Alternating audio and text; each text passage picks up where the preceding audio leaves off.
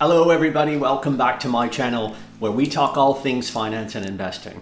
Today's video, we're going to pick it up with part 2 of our mini series on the Goldman Sachs report forecasting S&P 500 returns to be only 3% a year for the next 10 years. If you haven't watched part 1, I put a link in the description. Maybe go back, watch that one first where we introduce the report, go through the first part of it, and then come back and watch this one where we recap it off with some of the implications of this and maybe things you can think about doing in your portfolio if you think this is going to happen.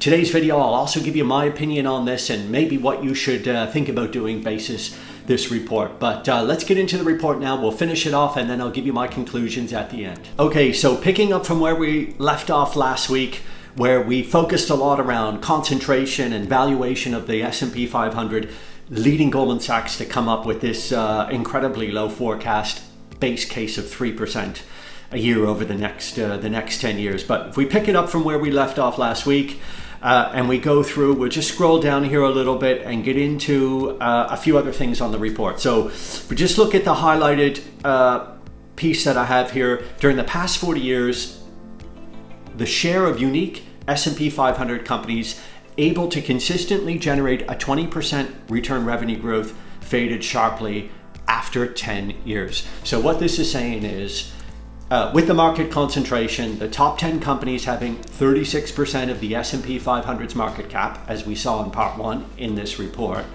they've been able to do that because they've had incredible revenue growth and profit margins, revenue growth to the tune of 20% or more. But according to Goldman Sachs, they argue that's incredibly difficult to maintain that level of revenue growth, profit margins, profitability overall beyond a 10-year period, and that we're coming to the end of that period. So therefore, if these companies cannot grow at 20% revenue growth, then therefore their earnings are going to be lower, value of the shares will be lower, and therefore, because of the concentration, the value of the S&P will be lower and the returns over the next 10 years. So let's zoom into Exhibit 15 and we can see that in a bit more of a graph sort of way here. And if you look at this, the share of S&P 500 companies with fast sales growth for consecutive years, 1985 to the present time. And as you can see, that starts to go down an awful lot as you get towards your 10 years. And therefore, the companies with 10% plus sales growth starts to go down and they're not able to achieve that level of growth in their sales. Okay, so it starts off as high as, look, 77%, let's say in year 2, and then as you get down to consecutive year 10, you're down to like 11% of companies that are able to do that. So that is a very significant reason why they think growth rates will be lower in the S&P over the next 10 years. Why is that the case? I find this really interesting. Government regulation was one of the reasons why previous generations of, quote, superstar firms eventually experienced slower growth and lower valuations. So what this would suggest is, as you have these huge companies getting bigger, like the top 10, all the big names we know, Apple, Microsoft, Nvidia, etc., right? After a 10-year period, when they get so big, you start to see some government regulation, some government intervention, that is going to hit their returns over the coming years. We have seen this before for sure. I do remember when I was starting my career, Microsoft was the company that was way ahead of anybody else. They had some problems in terms of regulations. We've seen recently over the last few years in Europe, Apple being fined and others as well. China, you've seen, Alibaba, Jack Ma had some issues there. So could we get some more government interference in the large cap tech companies? We've had a change of government in the US. A lot of that appears to be, showing signs of less regulation, but who knows? We don't know how those top 10 companies are going to be impacted by government interference or government regulation, okay? And here we just have Exhibit 17, historical examples of regulatory scrutiny. As I mentioned, Microsoft in 1998, and that can lead to valuations falling, okay? And they being Goldman Sachs are arguing we are at the end of this 10-year period, okay? Now we get into economic contraction frequency, and all this really is, I think that's just a fancy way of talking about the macro environment, recession versus economic growth, GDP, let's say. Their baseline scenario the baseline being 3% growth over the next 10 years, assumes that US GDP will contract in 4 quarters of that 10-year period. So for 1 year out of 10, you could expect economic contraction or economic growth to go in reverse over the next 10 years. Look, this is notoriously difficult to predict. Absolutely. And a lot more recessions get predicted than actually ever happen, for sure. So this one here, I think what they're kind of doing, as we can see lower down here on this Exhibit 18, they're looking at historical data, and on the average since 1950, there have been 5 quarters with contracting GDP in 10-year intervals. So they've just taken 1 quarter off of that, 3 months, and they've called it 4 quarters as their assumption. So from 2024 to 2034, they expect 4 quarters in that period will be negative economic growth or economic contraction. Therefore, that would impact the S&P 500 returns, and why they would have a lower return over the coming 10 years as they forecast here. So what are some of the risks to this forecast? Well, if economic growth during the next decade is stronger than that baseline, right, the prospective equity return could exceed the high end of our forecast scenario. Remember, their high end was 7% return, the low end -1.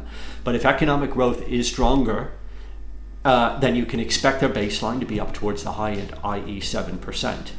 I will tell you, from my 20 years of being in the financial markets, economic growth and positive GDP has almost always outperformed the economic forecast. Absolutely. That's one thing I've seen time and time again.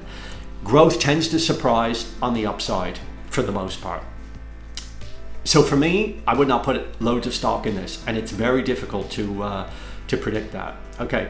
Moving along, in particular, market concentration appears to be less mean reverting than valuations. Okay, so what they're saying here is the market concentration that we talked about before, where the top 10 are so highly concentrated and now have 36% of the market cap of the S&P 500, but market concentration is not as likely to revert to the means as other metrics and other valuation. So maybe that concentration continues on longer. So that's a risk to their forecast.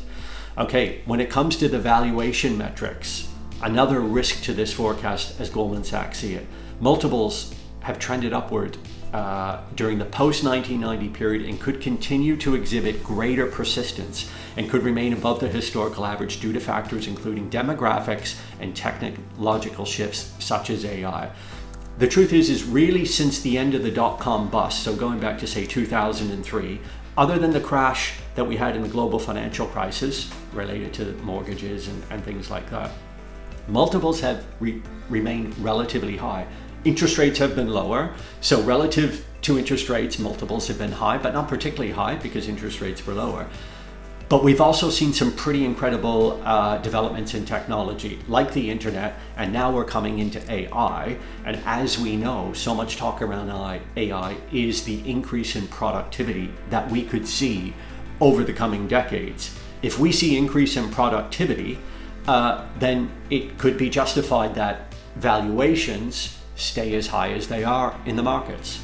And that's something that no one knows at this stage. That's just how it is. But if AI delivers on what people think it can and will in terms of productivity, valuations could stay high. And therefore, this 3% return would not happen. Okay, so that's a risk to the forecast. Appendix B discusses additional upside and downside risks. So yeah, productivity, corporate tax rates as well. So if corporate tax rates are reduced, then over the next 10 years, you are likely to continue to see higher profit returns, profit margins, returns on equity, company profits, and earnings, which we see over the last 10 years, earnings have been 3/4 of the returns of the S&P 500. So if we cut corporate tax rates, which is a lot of people are saying that that's what's going to happen, then corporate profits could remain high. And that is a risk to this forecast as well. So in July 2012, they did this as well. At the time, they projected the S&P 500 would deliver 8% annualized return in the following 10 years.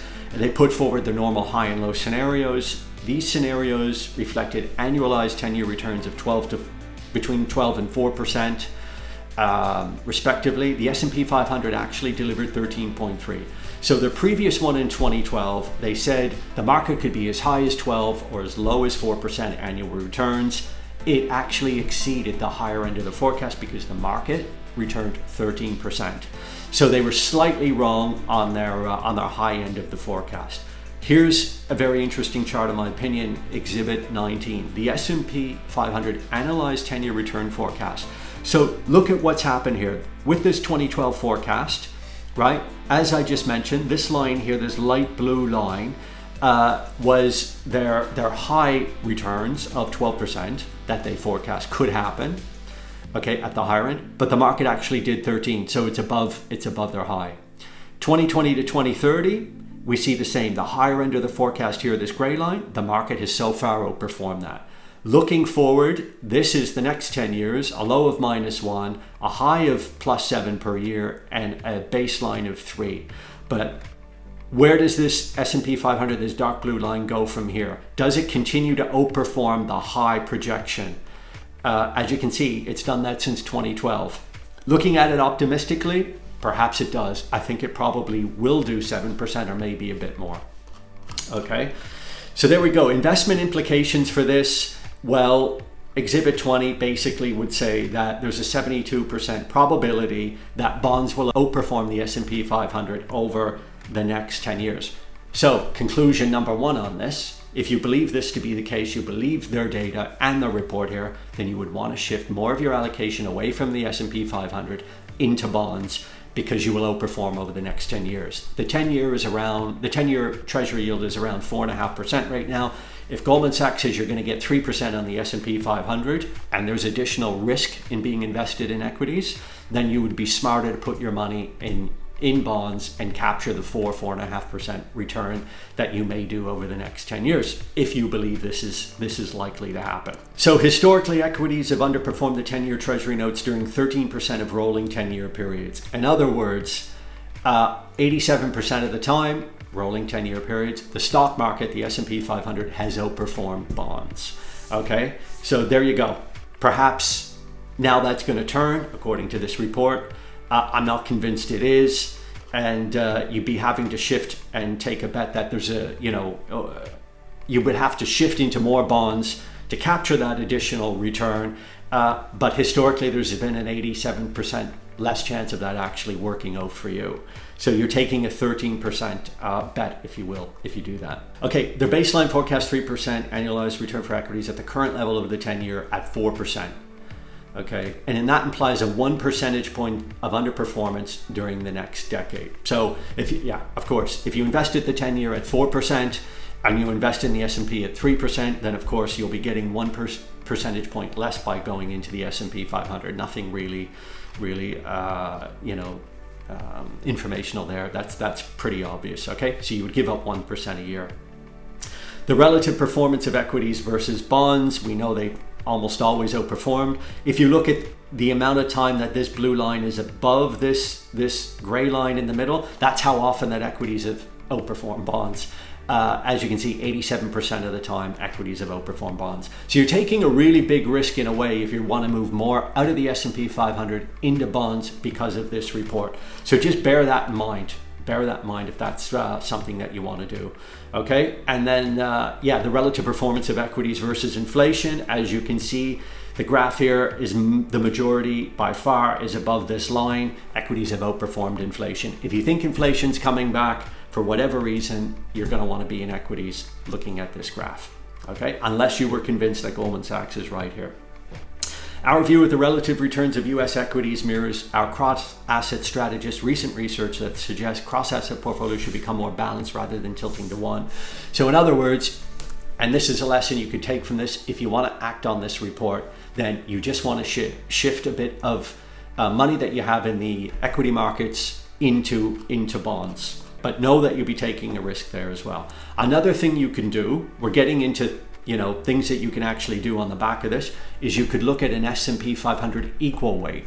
Okay, the default S&P 500 exchange traded funds and index funds are in market cap weighted. So more money goes into those higher top 10 stocks. But the equal weight, where they just take the amount of money you're investing in and divide it equally amongst the 500 companies means more of your money goes into the bottom 490 companies than goes into the top 10, then that could be another way to capture more of a return rather than the just top 10, and that will balance it out. So you could actually shift some money into an equal weight S&P 500 ETF if you believe that this report is correct. Okay, and that may be a way to go. All right, so we're nearly at the end of this report. There's loads in the appendix which we're not going to get into, but I think we're really have gone into a deep dive here. We'll just finish it off, and I'll give you my kind of thoughts on this. Okay, but relative to the aggregate index is driven by the performance of smaller versus larger cap stocks. So historically, the smaller caps have outperformed the larger ones in aggregate here. When market concentration is high, small stocks tend to outperform larger stocks by a greater magnitude relative to a more normal market concentration environment. So because everything is so concentrated at the top 10, historically speaking, the bottom 490 would have outperformed the top 10 when we're at the level of concentration that we're at now in the S&P 500, as you can see outlined in this chart. Okay, the size factor for the average 10-year forward annualized returns based on the starting level of the S&P 500 in market concentration. Okay, small outperform large on everything above this center line right here. So as you can see, there's more small outperformance than there is larger outperformance when the market is highly concentrated, as it is right now. So with concentration where it is now, small stocks tend to do better than large ones. Okay, we're in the 99th percentile in terms of concentration. So extreme market concentration in the S&P 500. Okay, as this mentions here, the equal weight will tend to outperform the market weight in that graph there. Okay, the S&P 500 currently trades at a 31% PE valuation premium to the equal weight. So the market weight is much higher in valuation versus the equal weight index, 22 times versus 17 times. This report says that gap will narrow down and there'll be less between them. Okay, so that's that. A 3% annualized 10-year return forecast for the S&P 500 is below the consensus average of 6. Other people who are making these forecasts, the consensus is for 6% returns each year over the next 10 years. Okay, Goldman has come in a lot lower, as you can see here on this exhibit, much lower than the average of 6%. Even the highest forecast of the distribution estimates, 7.4%, is roughly 4 percentage points below the long-term average of 11. So at their higher end, they're still 4% below the annualized return of 11. We know this is a very bearish forecast, and that's basically what these charts are telling us. Okay, so considerations, well, public pension plan return assumptions are even more optimistic than private pensions, with an average forecast of 7%. Okay, this is the asset allocation among corporate pension funds, asset allocation among public pension funds.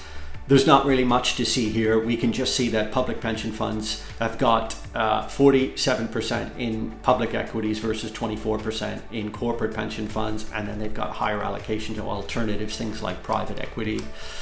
That's fine. Okay, look, let's recap here. Okay, so there we have it. The 5 components of their forecast model. Valuation, we're extremely valued, they say, particularly at the top end.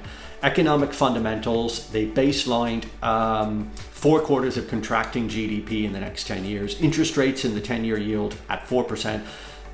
But this is where it gets really important. Market concentration. For me, this is the main component of these 5.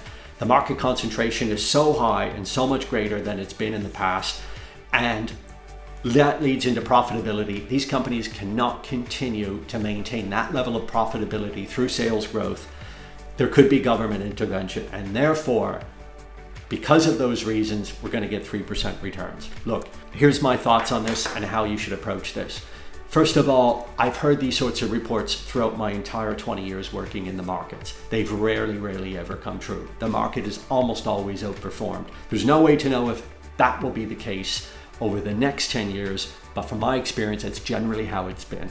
Okay, if you're somebody investing and you're afraid of this, you're not sure what to do, here's what I would say.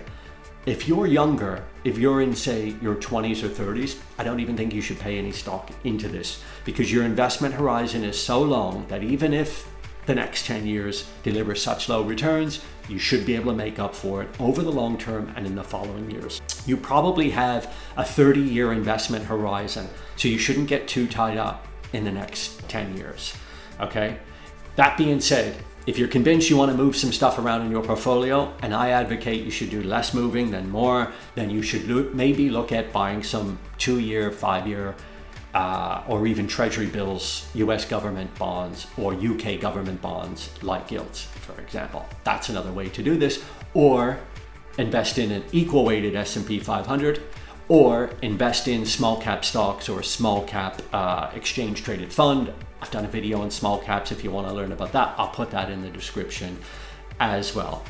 But for the most part, if you're younger, I wouldn't worry about this too much. If you're getting closer to retirement, maybe 5 or 10 years out, and you've been modeling your plans on above a 7% return, you maybe need to rethink that. You maybe need to change your plan slightly and model in, what if the market gives me a 5% return, for example. Whether that means you need to add more money in, if you can possibly do it, or change your investment allocation like I just mentioned a minute ago, then that's something you can think of as well. But if you're getting closer to retirement and you were expecting a 10% return, which is what the S&P has done, then maybe you want to revisit that plan and factor in a 5, 6, or 7% return. Personally, I would not be surprised if the S&P 500 over the next 10 years comes in at around 7, 8, or 9%, because it's generally outperformed the negative forecast through my entire time and even throughout history. It just tends to do that. But the truth is, no one really knows.